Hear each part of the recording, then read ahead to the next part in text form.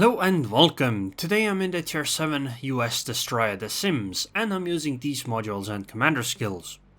Now this is an interesting ranked battle because there are no Belfasts in this match. In fact, there are no cruisers in this match. But there are carriers, which is even worse, so that's not very good for me anyway. So, I'm heading towards the A-cap because we spawned on the northern side of New Dawn, and I think actually that this side has a slight advantage because of the A-cap. It's much easier to cap this base, and enemies can't really interrupt you nearly as easily because of the island being there, and you can hide behind the island. So, the enemy carrier planes come in. By the way, both are Saipans, so I don't really need to worry about... Actually, no, I wanted to say I don't need to worry about random dive bombs, but I might, depending on what loadout the enemy carrier has. Ours is actually full anti-air with the dive bombers, so the enemy destroyers are going to play the lottery essentially. I took a shot on the Błyskawica because, I could. I was going to be behind an island in a moment after that anyway, so it was alright. However, I am really this near the island because I might suddenly be spotted by the enemy planes, and I don't want anybody to be able to shoot me because I would like to make sure that we get this cap zone early. And we did, which means that we are actually going to have a points advantage, like a pretty sizable one. 20-30 points, which means that the ball is in the enemy's court, which means they have to do something about us because we are ahead. And like I've said multiple times, it's easier to defend than attack, and if you have to attack as a team, you're more likely to, well, make mistakes, and the enemy team can take advantage of that. So I'm gonna put a long line of smoke here for my battleships, particularly this Scharnhorst that is coming closer, and perhaps even some of the other battleships on my team that are behind the smoke screen.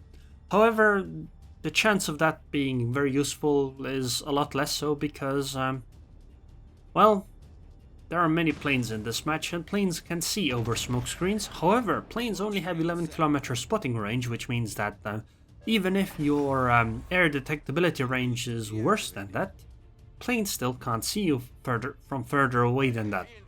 You know, there used to be a very, very long time ago in closed beta, there was a skill that gave plane target acquisition or something. Nobody ever took it. However, if that skill were to be added now as like a 1-point skill, I think many carriers would actually take it because it's quite useful, especially with the way carriers play nowadays.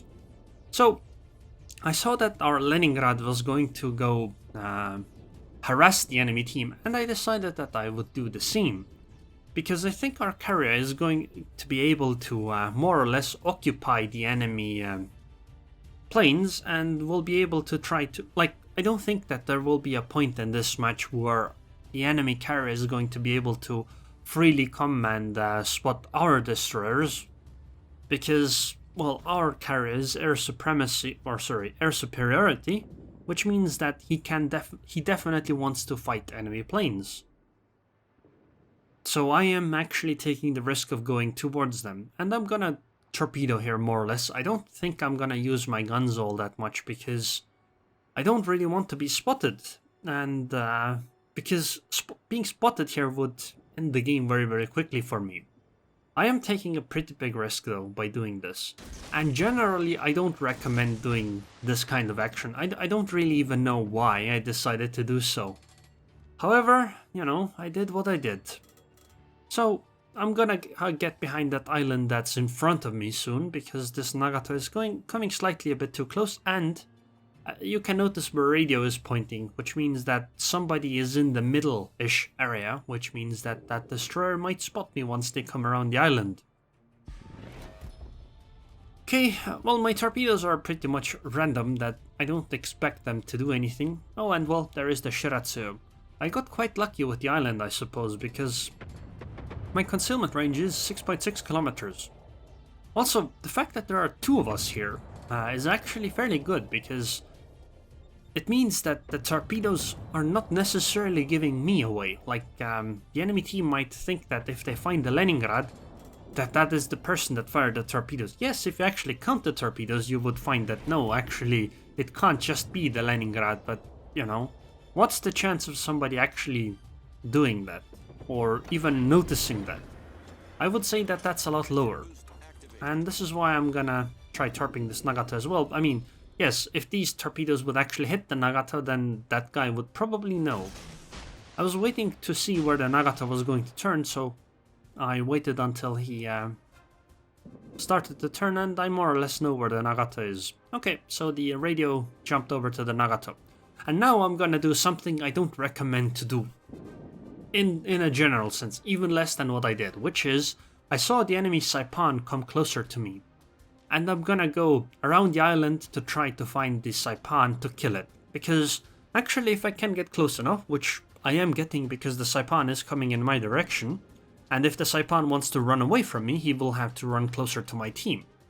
So I need two things. One, I need somebody to spot the carrier for me, which a carrier can do, and I can just request it. Yeah, it might not be very good for our carrier, but if it takes out the enemy carrier, that's definitely an advantage.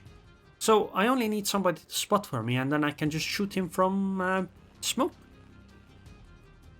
Oh, my only worry is that the Saipan might get behind an island in a way that he stops and I can't hit him at all from... that is my only worry. And I suppose the other worry is that I might just suddenly get blasted out of the water, which I expect not to happen. By the way, our Leningrad actually went down. So the enemy team might actually think that the destroyer is gone, or at least might have so far. By the way, radio is definitely pointing at that Saipan, and you know, as a carrier, if you notice that, you should definitely be on alert. However, as somebody that has played a few matches as a carrier, I would say that most carrier players, at least I didn't quite often, at least this applied to me, I don't always notice that I'm spotted. Like, I see the triangle, or the exclamation mark, but I don't actually every time recognize it. And it's even less so on, you know, the indicator for radio location that you are, you know, spotted by radio. And I think this is actually it for the Saipan, and I think it's definitely worth the trade. A Sims for a Saipan in a ranked battle, yeah, every day, because a Saipan or a carrier in general brings a lot more than one destroyer. Especially since I also pulled aggro from a few battleships. Okay, so the Gneisenau did torpedo there. Very good, I'm gonna dodge them and I'm gonna keep shooting the Gneisenau. 4 seconds until torpedoes reload. That's the beauty of the Sims, your torpedoes reload very, very quickly. And I think the Gneisenau is gonna try to torpedo me from the other side, so I'm gonna speed up and I'm gonna try turning. And I'm gonna try going towards the right side.